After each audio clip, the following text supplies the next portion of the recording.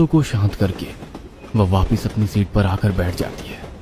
अब उसे bus train के रुकने का इंतजार था ताकि वो नीचे उतरकर मदद मांग सके और अपने पापा को वहां बुला सके। इसी तरह 10 मिनट और बीत जाते हैं। अचानक ट्रेन की स्पीड कम होने लगती है। ट्रेन की स्पीड को कम होते देखकर मोनिका की जान में जान आने लगती है। कुछ ही मिनटों में ट्रेन किसी स्टेशन पर आकर रुक जाती है। बाहर घना अंधेरा छाया था। स्टेशन पर कहीं भी उजाला नहीं दिख रहा था। मोनिका ने खिड़की से झांककर बाहर देखा तो प्लेटफॉर्म पर एक भी इंसान नहीं था। अब तो मोनिका को और भी डर लगने लगा था। उसने जल्दी से अपना मोबाइल निकाला और फिर से पापा को फोन मिला दिया।